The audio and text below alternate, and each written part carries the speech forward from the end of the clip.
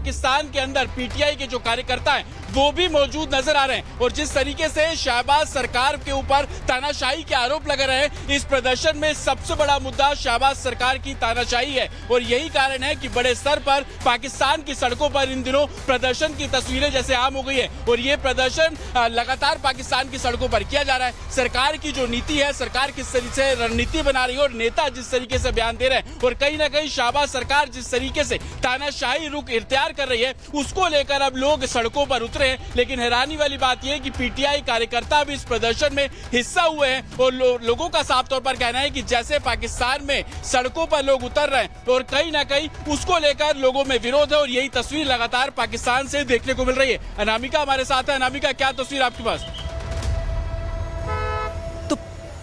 तो पाकिस्तान की आदत है जतिन कि वो जाकर के पहले आतंकियों को भेजता है, हमले करवाता है, उसके बाद जब भारत की सरकार एक्शन लेती है तो फिर गिड़गिड़ाता है और मदद की भीख मांगता है। कुछ ऐसा ही पाकिस्तान की ओर से हर बार देखने को मिला है। और इस बार भी पाकिस्तान ने यूएनएससी में जाकर के एक तो अपील कर करके पहले बैठक बुलाई, बैठक बुलवा करके अपनी बात रखी और वहां भी उसकी इंटरनेशनल बेइज्जती हो गई। रिपोर्ट दिखाते हैं आपको।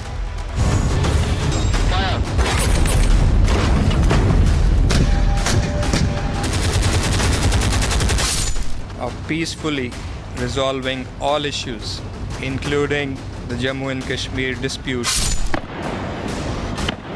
पहलगाम आतंकी हमले के बाद पाकिस्तान ने आज जैसी गलती कर दी है कि पूरी दुनिया उस पर हंस रही है। मामला सोमवार को हुई यूएनएससी की बैठक से जुड़ा है। पाकिस्तान ने कश्मीर के मुद्दे पर चर्चा करने के लिए बार बार अनुरोध करके यूएनएससी की बैठक बुलाई थी। पाकिस्तान ने सोचा होगा कि कश्मीर के मुद्दे पर वो यूएनएससी में गिड़गिड़ाएगा तो उसकी बात सुनी जाएगी। सिंधु जल संधि रद्द करने का मुद्दा यूएनएससी में उठाएगा तो दुनिया उसके समर्थन में आ जाएगी और दुनिया भर के देश प्रधानमंत्री मोदी से पाकिस्तान पर सैन्य कार्रवाई न करने के लिए दबाव डालेंगे। लेकिन यूएनएससी में तो ऐसा कुछ नहीं हुआ। उल्टा पाकिस्तान की ऐसी फजीयत हुई कि पूरी दुनिया पाकिस्तान पर हंसने लगी। दरअसल हुआ ये, इस बैठक के बाद यूएनएससी ने कोई बयान ही जारी नहीं किया। भारत की धाक के चलते यूएनएससी ने ना तो भारत के खिलाफ कोई आधिकारिक बयान दिया और ना ही किसी तरह का कोई रेजोल्यूशन पारित किया।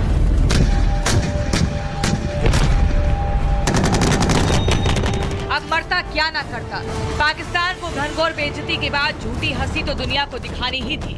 इसलिए शहबाज शरीफ ने संयुक्त राष्ट्र में पाकिस्तान के स्थायी प्रतिनिधि असीम इफ्तिखार को खड़ा किया और बैठक से जुड़ी ब्रीफिंग दिलवाई, जिसके बाद असीम इफ्तिखार ने दबी जुबान से दुनिया को बरगलाते हुए कहा कि यूएनएससी में बैठक बुलाने का हमारा जो मकसद था वो पूरा हुआ।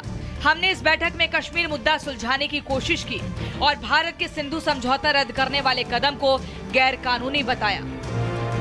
पहले आप असीम इफ्तिखार का बयान सुनिए और समझिए कि पाकिस्तान की ऐसी हालत है कि वो ना घर का है ना घाट का। Pakistan believes all these objectives were largely served and achieved by this meeting. We thank Council members for their engagement and their calls for restraint, de-escalation and dialogue. Several members recognize the imperative of peacefully resolving all issues, including the Jammu and Kashmir dispute, in accordance with the UN resolutions and wishes of the Kashmiri people. There was also a clear sense that regional stability cannot be sustained through unilateralism. It requires principled diplomacy, engagement and adherence to international law. वैसे अंतर्राष्ट्रीय मंचों पर रोने वाली पाकिस्तान की ये आज की आदत नहीं है। अक्सर पाकिस्तान अंतर्राष्ट्रीय मंचों का इस्तेमाल गिड़गिड़ाकर भारत को घेरने के लिए करता है। लेकिन आतंकिस्तान की ये बदकिस्मती है कि दुनिया पाकिस्तान के ना तो किसी बहकावे में आती है और ना उसके घड़ियाली आंसू पर हमदर्दी दिखाती है। दुनिया जान चुकी है कि पाकिस्तान आतंकियों को पालने पोसने वाला है और यही वजह है कि दुनिया में पाकिस्तान अलग थलग पड़ चुका है। कोई उसका साथ देकर आज भारत से अपने रिश्ते खराब नहीं करना चाहता है। Bureau report, Republic Bharat. Pakistan के ऊपर कब मिसाइल हमला होगा या कब बारूद से पाकिस्तान के ऊपर हमला किया जाएगा, ये जानकारी सिर्फ या तो भारतीय सेना के पास है या भारत सरकार इसको जानती है। लेकिन इन दिनों पाकिस्तान इस कदर डरा हुआ है कि वो लगातार एलओसी पर फायरिंग कर रहा है। सीज फायर वायलेशन जो है वो लगातार पाकिस्तान द्वारा किया जा रहा है। कहीं ना कहीं पाकिस्तान ये दिखाने की कोशिश कर रहा है कि वो डरा हुआ नहीं है और सीज फायर वायलेशन के जरिए अपने आप को मजबूत दिखाने की भी पाकिस्तान की कोशिश है। एक्सक्लूसिव जानकारी के साथ हमने एक रिपोर्ट तैयार की है। इस रिपोर्ट के जरिए आप भी समझे कि आखिरकार पाकिस्तान अपने डर के साए में किस तरीके से कदम उठा रहा है। ये रिपोर्ट देखिए।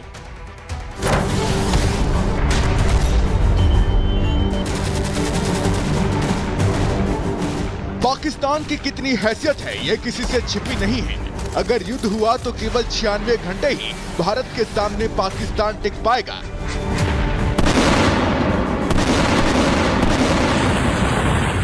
क्योंकि जो रिपोर्ट मिल रही है उसमें यही दावा किया जा रहा है कि पाकिस्तानी आर्मी के पास केवल 96 घंटे यानी 4 दिनों तक ही भारत से युद्ध लड़ने के लिए गोला बारूद है।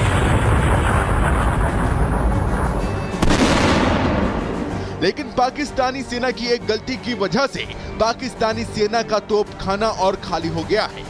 पाकिस्तानी सेना की ये गलती है लाइन ऑफ कंट्रोल पर बिना उकसावे वाली फायरिंग। पिछले 12 दिनों से पाकिस्तान अंतर्राष्ट्रीय सीमा पर बिना उकसावे वाली फायरिंग कर रहा है। पाकिस्तान की तरफ से 12 दिनों में 49 बार संघर्ष विराम का उल्लंघन किया गया है। जम्मू कश्मीर के कुपवाड़ा, बारामूला, पुंछ, राजौरी, मेंढर, नौशेरा और अखनूर में पाकिस्तान ने भारतीय सेना की चौकियों को निशाना बनाकर गोलीबारी की है। बताया जा रहा है कि पाकिस्तान छोटे हथियारों से भारतीय चौकियों पर रोज फायरिंग करता है और पाकिस्तान का मकसद भारत को अपनी ताकत दिखाना है।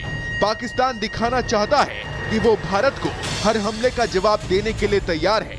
लेकिन इस फायरिंग की वजह से पाकिस्तानी सेना का गोला बारूद नष्ट हो रहा है और यही तो भारतीय सेना भी चाहती है। भारतीय सेना पाकिस्तानी सेना की हर एक गोली का ऐसे जवाब दे रही है कि भारतीय सेना की जवाबी फायरिंग में पाकिस्तान की कई चौकियों के नष्ट होने की खबर है। अच्छा होगा कि पाकिस्तान की सेना 1948, 1965, 1971 और 1999 की जंग से सबक ले। भारत से युद्ध के लिए उतावला ना हो, क्योंकि अगर इस बार भारतीय सेना ने बॉर्डर पार की तो पाकिस्तानी सैनिकों का पिटना तय है। हो सकता है कि पीओके भी पाकिस्तान के हाथ से निकल जाए। Bureau report, Republic Bharat.